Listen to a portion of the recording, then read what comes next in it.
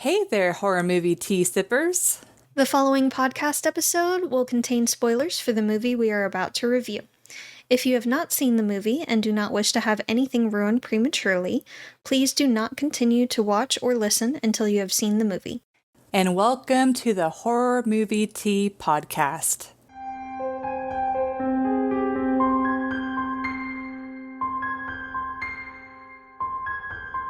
Today we are covering a Chinese ghost story which came out in 1987 and was requested by JD. Thank you so much for another request. We appreciate it. But before we go into the review, let's grab our cups and talk about tea. So we are being boring and we are repeating the tea from last week. Sorry, guys. We didn't want to get waterlogged. I am drinking the Plum Deluxe Tea Break White Tea.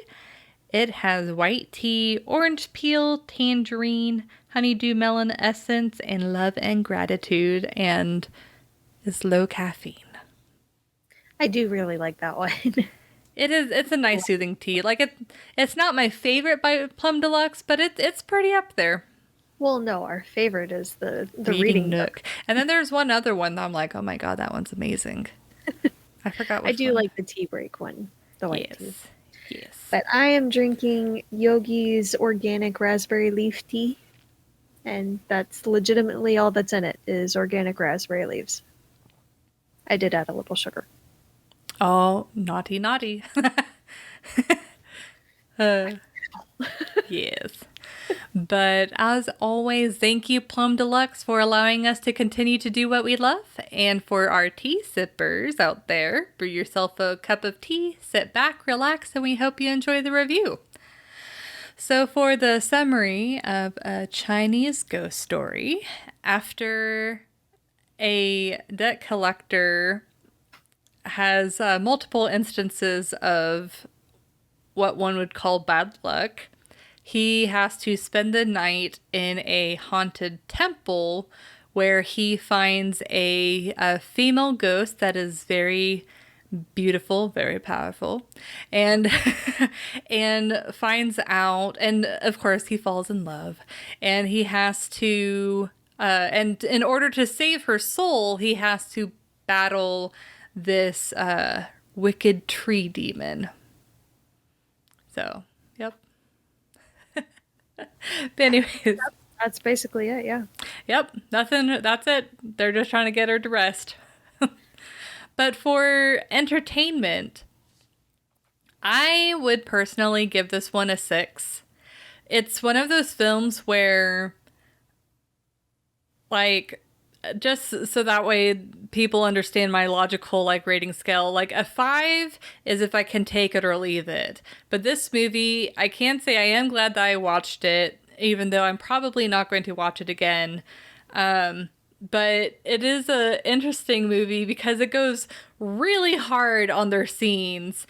Like if it's an intimate scene, they go really hard. If it's an action-y scene, they go really hard. If it's a comedy scene, they go really hard. Just no matter what they're portraying, they're like, we're just going to go all out. They're over the top. Yeah. But it's kind of reminded me of, I don't want to compare it to Shaolin Soccer because there's this other Shaolin type of movie where these people are coming to a town and they are fighting off their city or whatever. But anyways, it's the because of the bread scene and then the fighting and then the randomness of the movie that happens throughout, it kind of feels like a Chinese comedy type of movie, which is kind of weird. Yeah. But to the movie's credit, I will say that the stop motion effects that they used were pretty darn creepy. Yeah. I was not pleased when I saw those, and they used those quite a bit. So definitely huge props on using the stop motion and the amount of stop motion. I mean, that should have, I can imagine probably took forever for them to do. But the movie definitely did have some weird tonal issues which I've heard from our requester that is kind of common for movies in that time period, where like they just kind of switch between like spooky, love, tragedy, comedy. But I feel like that is kind of a detriment to the film, because it's like whenever you watch a film, like a romantic comedy, it's like the whole reason why we have genres is because you pick a movie from that genre expecting a certain like feeling, outcome, whatever. And so whenever a movie like just completely shakes that up, it's like, while that can be done well, in this case, it just made it more confusing. Kind of felt like it did with a snow globe. Yes. Shaking it constantly. Yes. Just like after like 10, 15 minutes, oh, new genre, shake, shake, shake. As soon as it seems to settle into a groove, shake. Yeah. It feels like that.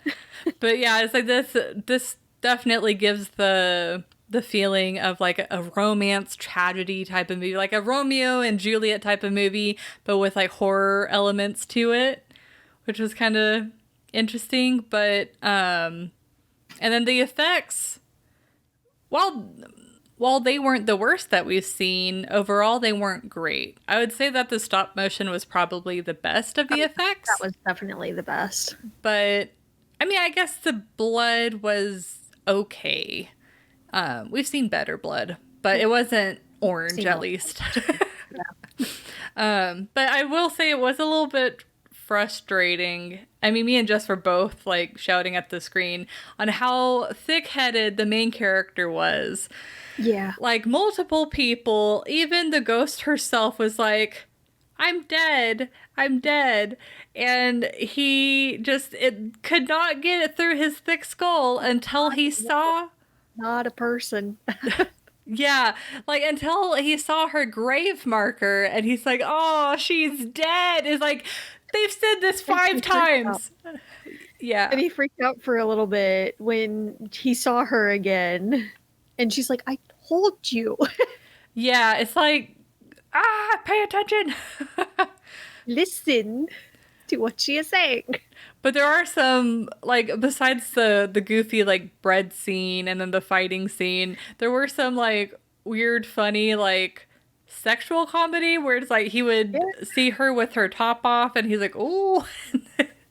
Like, when he is hiding in the bath and she's like, oh, I gotta change. Away, and he just comes up for another look. Yeah. Like, there were some enjoyable moments, but overall, I am glad that I saw this film. Though, because, I mean, maybe if I watched it again, it'd be a little bit less confusing, but it's probably not one I will go back and rewatch. But I like the balance of the creep versus tragedy versus love. That's one reason why I really enjoy Asian horror films, is they tend to intertwine a lot of those themes, I guess you could call it, versus like, American horror. It's like, oh, we're just gonna stick with absolute horror, terrifying. It's like, but it's like there's more to horror than that, and so that's why I really enjoy like these tragic, like, horror love type of stories. And I mean, we've covered Ju-on, which is a very different type of horror tragedy, a really great one. And I mean, even Dark Water, The Ring, or Ringu, all of those are creepy in their own right, but they have tragedy behind them, which kind of adds to the creep factor as well as your sympathy. But there's depth to the story. Yes, depth. Yes. Yeah, horror doesn't get a lot of depth. It's kind of sad. It's really pretty surface level. Yeah, well, it's like a lot of, I mean, not all Asian horror movies, of course, but a lot of them I feel like explore and create depth a lot better than a lot of the American horror films I've seen.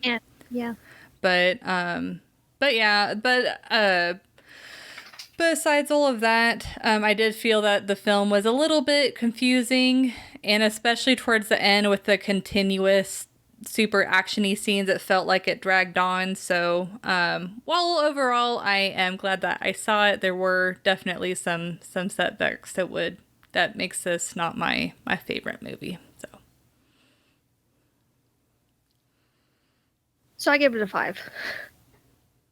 I feel like it was very confused about what it wanted to be and what it wanted to convey, especially in the beginning.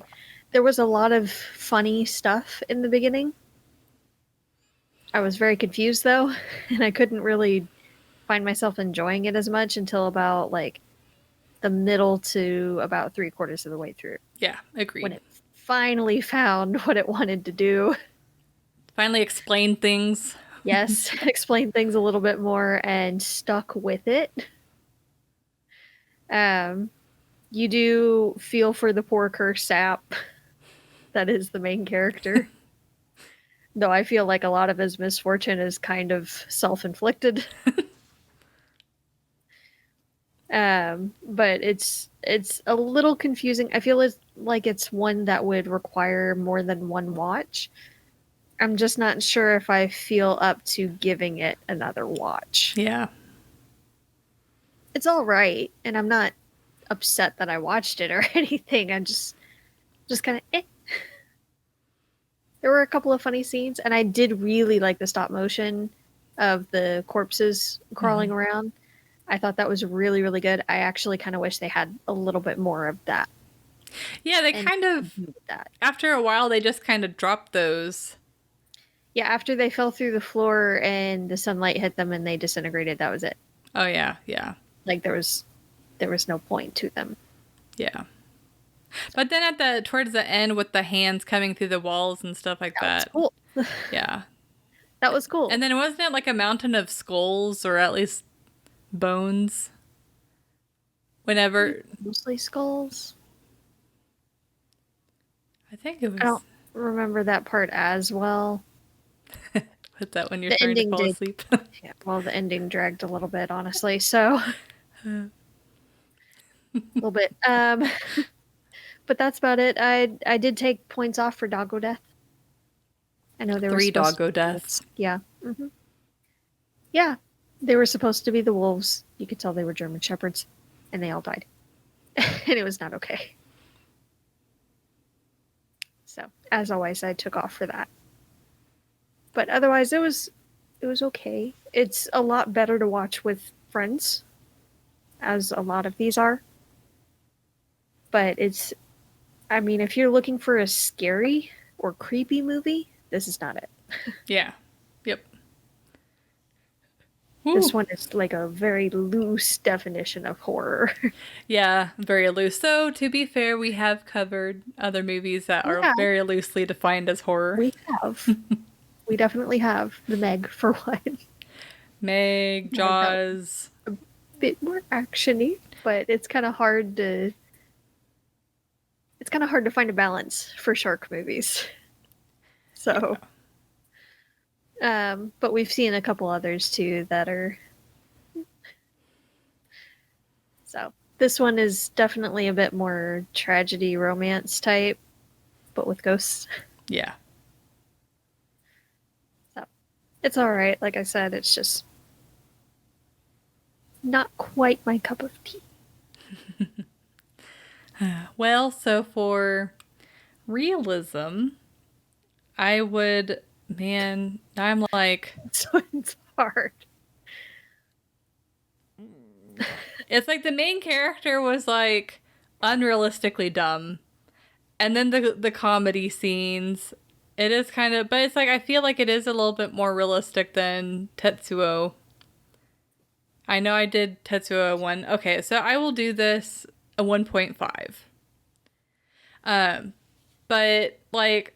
A few of my points is maybe it's the fact that I don't know if there's a Chinese term for it, but her ghost seems to be kind of like along the lines of a succubus. So I don't know if it's because she's a succubus, but like the beginning scene with the guy, he jumped on her real quick.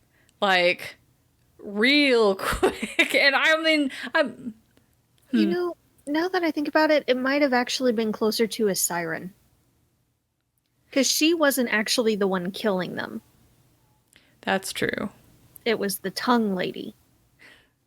The wicked tree demon. Yeah. Yeah, it's like I was kind of going back and forth between a succubus and a siren. Yeah. So I'm not sure if there's a dedicated word for that, but that's at least all from our knowledge. That's the only terms that we could come up with. But yeah, that scene, he just jumped on her way too quick. I'm assuming that, you know, it was just like the main character where she just popped up and appeared, and the guy was just like, yay. Yeah, she wasn't quite a lady in white, and she wasn't the one getting the energy from them and killing them. So Yeah. she was calling them to their deaths. So I think it's closer to a siren. Yeah, that's fair. Personally. That's fair. And then next, the bread. The bread was very unrealistic. Weaponized bread.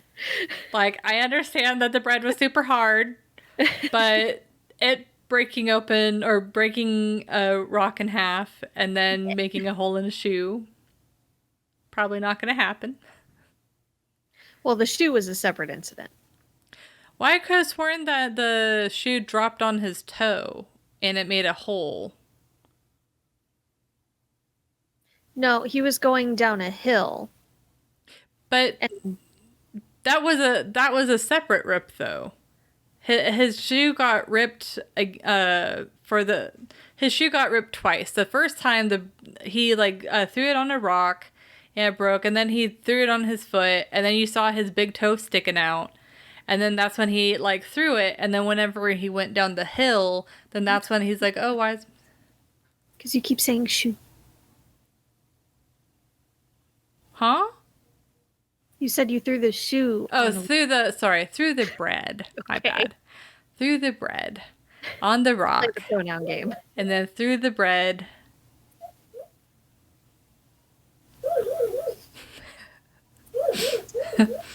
He got a dreaming puppo.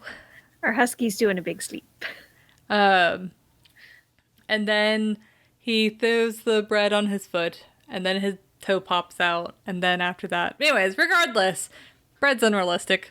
And then, okay, I don't know if this didn't make sense to you, Jess, but then the people in the town looking for this like wanted criminal, they like grab the main character and they squeeze his face like super tight, and they're flipping through the pictures to see if he fits, you know, the same resemblance as these people that he's looking for. I'm sorry, it's really hard to tell what someone looks like when you're squishing their face really freaking tight.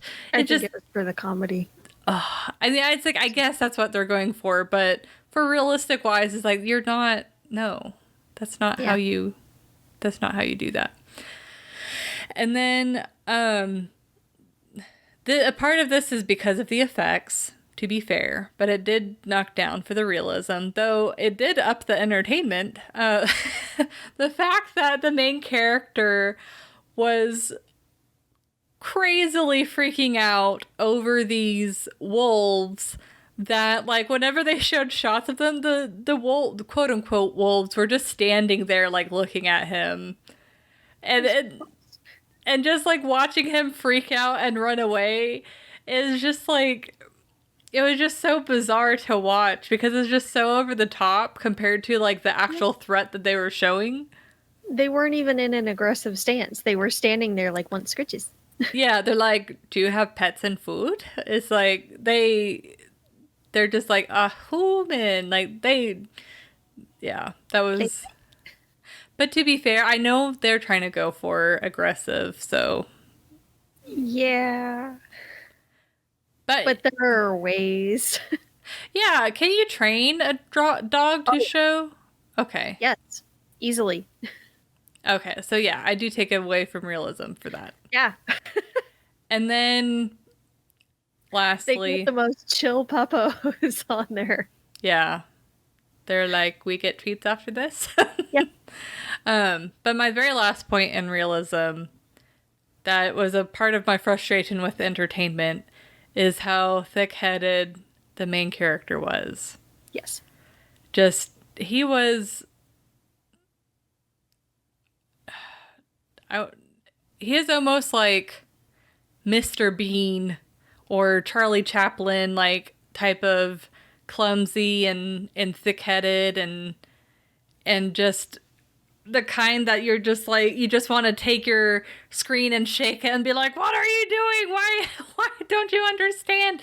Like he was just so unrealistically dumb or not like unobservant or not listening. It's like the multiple people just flat out told him in front of his face, oh yeah, she's dead or she's been dead for over a year, and she was saying I'm not a person and all of that, and just he literally almost had to be slapped in the face with the fact that she was dead for him to actually get it. She said, I can't leave. I'm not mortal. Yes. It's like, what do you think that means? Yeah, and it's like the frustrating part about those scenes is he'd be like, don't say that. And so I think he thought that she was degrading herself or putting down herself, but it's like, what dude? It's like, what do you think that means? I mean, ah. Well, especially with some of the other things he had already seen Yeah. in the same woods. Yeah. So, but this is fine. Yeah, so it's definitely an entertaining film, but the realism is You gotta suspend it. a lot. Yep. But that's all I got. I give it a 1. He's a person traveling. And he thinks more with his nether regions when he sees the pretty girl than his brain. Yeah, he did kind of fall quick for her. A little bit. Yeah. I found it a little harsh that the people of the town sent him to a cursed temple, expecting him to die, just because he was a debt collector. I get it, but bit much. Yeah. It's like debt collectors play their role too in our society, unfortunately. I mean, like, when he took out his book, which should have been protected anyway, and the fact that he was using the jacked up umbrella when it was beyond use was kind of dumb. But he takes out the book, and the ink is run everywhere. And it's just wrecked.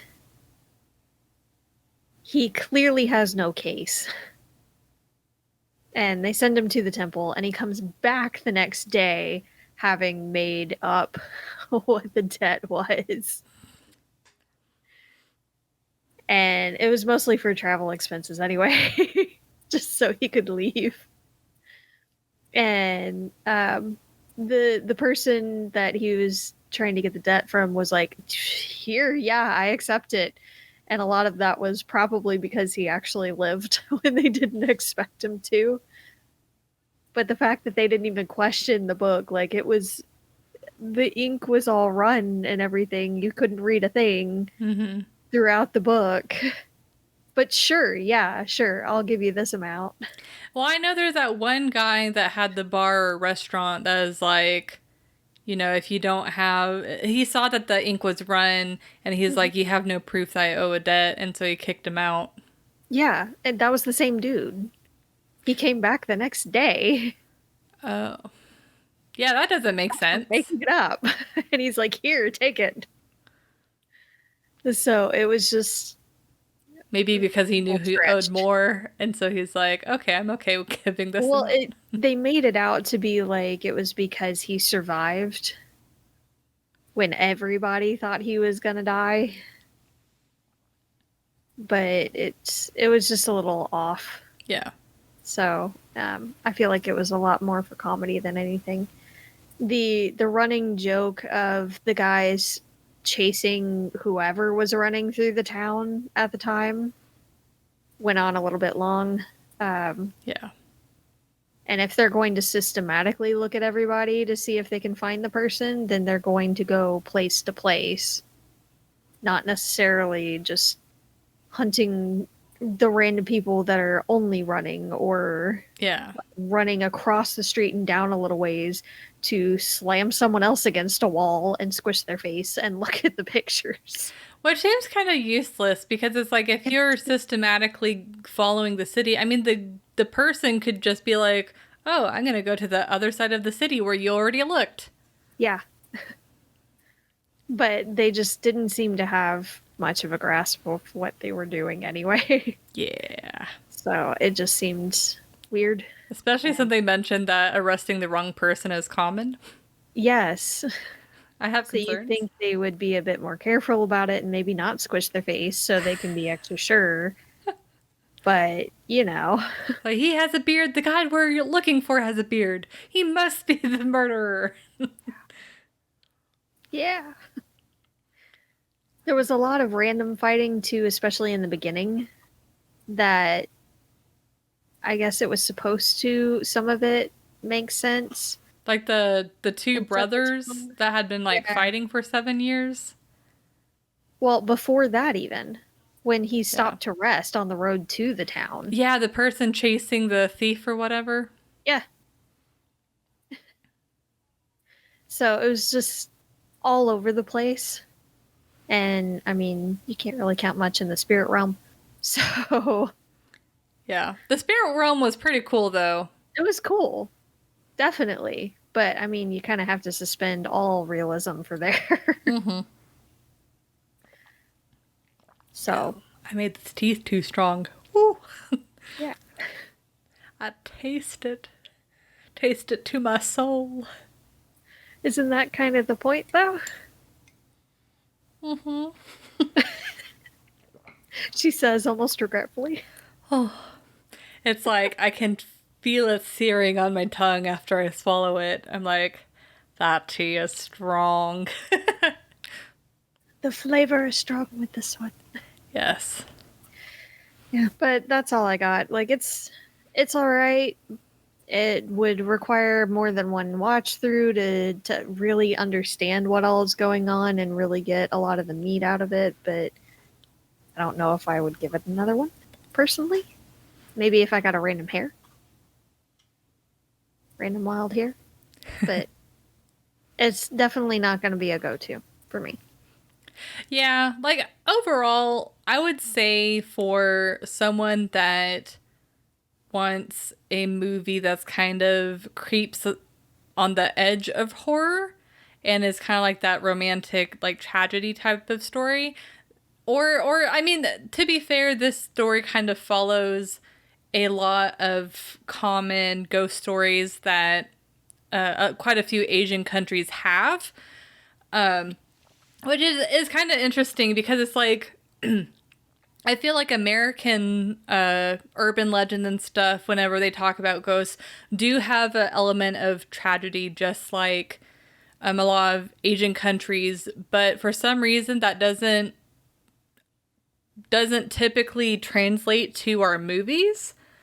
While in this, there's a lot of Asian horror movies where they kind of like translate these urban legends to or ghost stories to film. So it's kind of an interesting. Yeah, I feel like a lot of the horror, especially lately in America, is mostly concerned with like the effects, Yeah. especially like gore and blood and things like that. So it tends to be more surface value kind of Yeah. story instead of meaty, in-depth, detailed kind of storyline. Yeah. So if you want a meteor story, I feel like this one's worth the watch. It's probably not going to be a person's new favorite movie of all time, but it definitely shows you the extent that you can take a ghost story. So, but But thank you everyone for joining us today, and please comment on what you thought of the movie. If you'd like to recommend a movie, game, or tea, and keep up to date with our content, you can find us on YouTube, Twitter, Instagram, Facebook, and most places you listen to podcasts. And if you'd like to support our podcast, please subscribe, like, and share our content. If you'd like to support us monetarily, we do have a Teespring and PayPal, or we have our affiliate link with Plum Deluxe. It does not affect the price of the tea, but it does allow us to continue to do what we love. If I could talk today, that'd be great. You can find all of these sites that I horribly mentioned down below. And until the next time, guys, stay safe and stay spoopy. Bye. Bye.